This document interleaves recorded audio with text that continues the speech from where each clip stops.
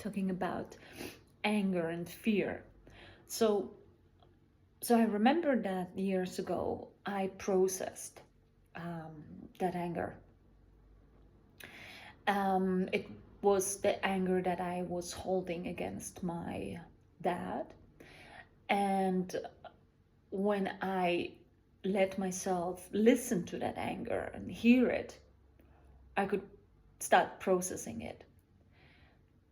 But years later, after me processing that anger, I found myself repeating certain patterns, and I understood, I recognized that in those patterns there is actually fear hiding, and the patterns of becoming angry, very angry, and usually expressing it through shouting at my loved ones, my partner, his daughter, our little dog.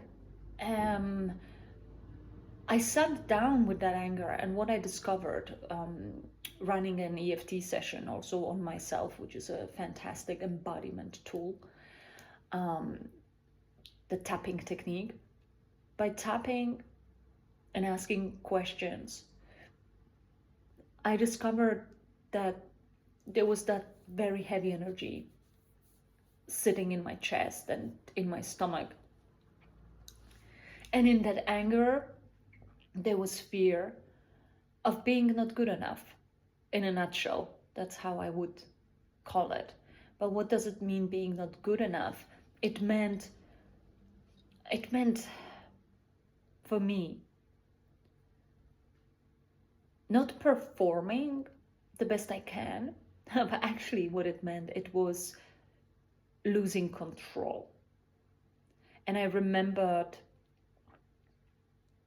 Jim Fordin talking about control, how it is an illusion, that we actually have no control over anything. We live in that illusion that we can control many things, but we can't. We can make decisions and take consequences based on our decisions, but we can't really control anything. And even though I haven't agreed with that, I didn't agree with that at the start, because I thought we have a certain amount of control.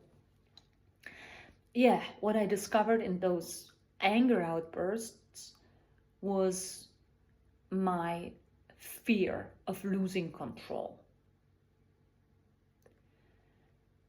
And there was the time in my life when I felt like I'm losing control in terms of my business, which was not going the way how I not even envisioned it, but how I wanted it to go.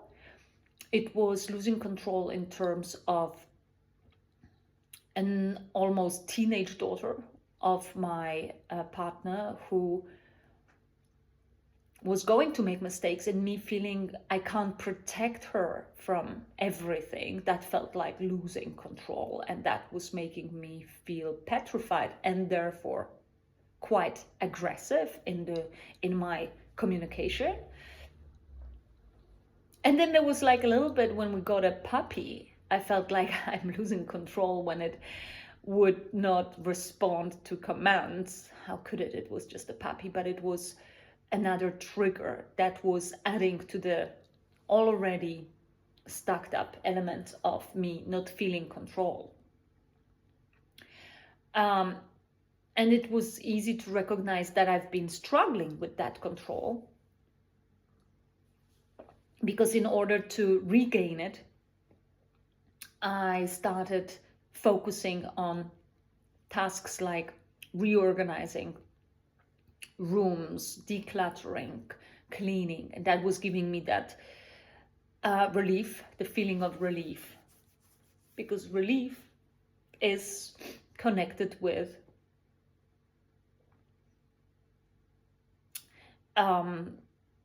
relief is something that we are looking for when we desperately try to control our world, and we can see we are losing this battle.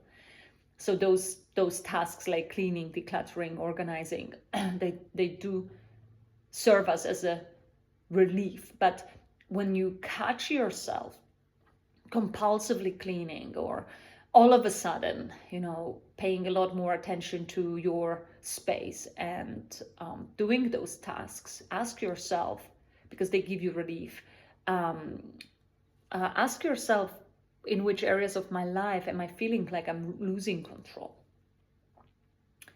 And that creates fear, and that creates maybe anger and maybe aggression.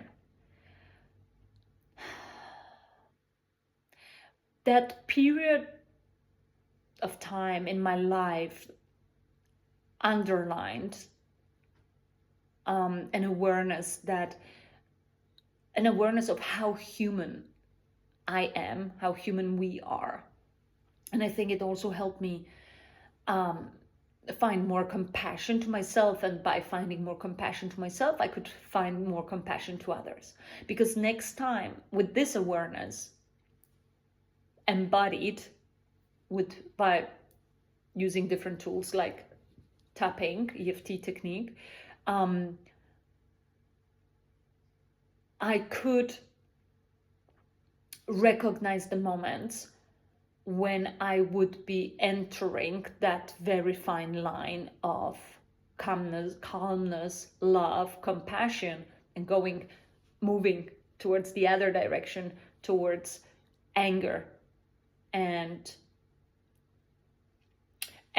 that point of shifting energetically on that scale, when spotted, I had all of a sudden more choice. I could choose not talking to that person right now until I stabilize my nervous system again. I could choose to open up and say, listen, this is what happens with me right now, and I need some space. And it also opens up that radical honesty. When you can say, looking at the child, listen, I don't want to take that iPad away from you, or that iPhone away from you. I know you like using it, but I feel really scared that by allowing you to continue using them in the scope that you've been using, you've been having access to them, that will bring more harm. And I love you, I care about you, I want to protect you. So look what happens. It's like it starts with us. Because when we become more aware, it doesn't mean that every time we will from now on, react the way, our best would. No. But it still leaves the space for being really authentic. It also leaves the space for admitting, listen, I don't know how to talk about it, but I know that I care about you and I love you. And I'm trying to find a solution. And it's also a beautiful way of discussing topics with our partners, our beloved, our family members, parents. So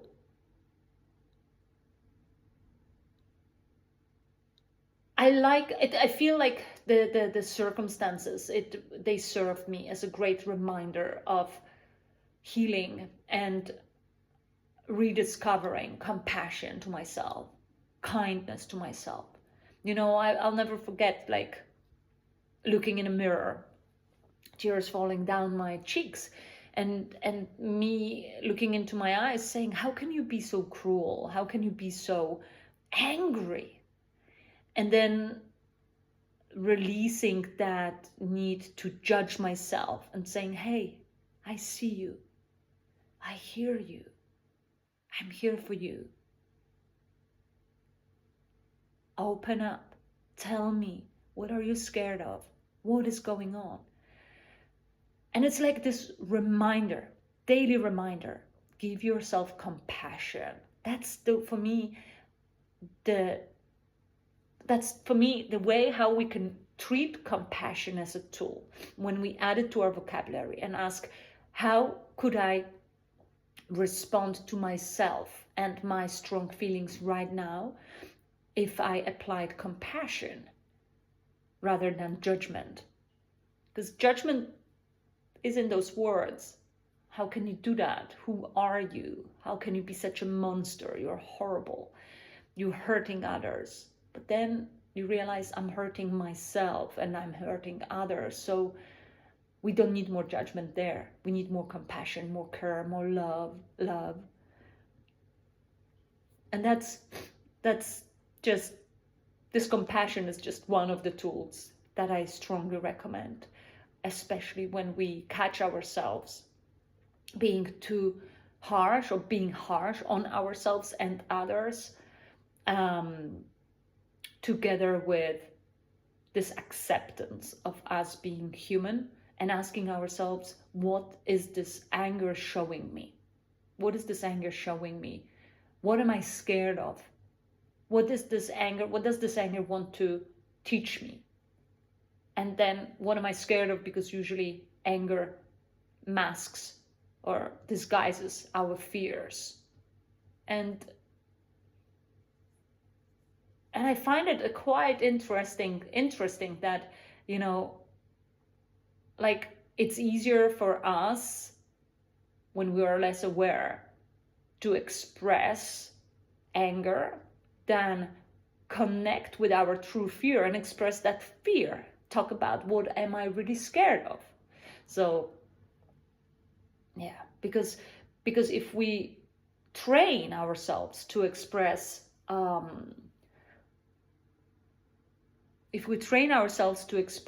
authentically our fears, then we can prevent a lot of anger outbursts. So instead of saying, you're not allowed to use this phone again, you're not allowed to use those apps, blah, blah, we say, hey, I'm scared that using those apps will hurt you, that you will see something that does not serve you now. I'm scared. And that's why I choose not to allow you using it. Look how it changes the communication. Look how it changes interaction. And the same, it's not only between adults and children, it also works between adults, instead of yelling at our partner, how could you do this? How could you say that? How could you forget? Say, hey, I'm scared. And here it can be a list. What am I scared of? Am I scared of losing the connection? And I'm scared of growing apart. Am I scared of disappointing you? Am I scared of, you name it? Because we know what our fears are when we dig deeper, when we ask ourselves. And by allowing our authentic voice to come out instead of anger to hide the truthfulness and authenticity, our communication changes and our relationships change, and not only relationships with others, but first and foremost with ourselves. So if you feel anger, ask yourself what you are scared of, and instead of judging yourself, use compassion. Add that word to your daily vocabulary. And when you feel bad, ask yourself, how can I show compassion to myself right now? And also to people that we choose to be angry at, how can I show compassion to that person right now, rather than bursting out with anger? Just a few thoughts. Sending you love and light. Have a beautiful day.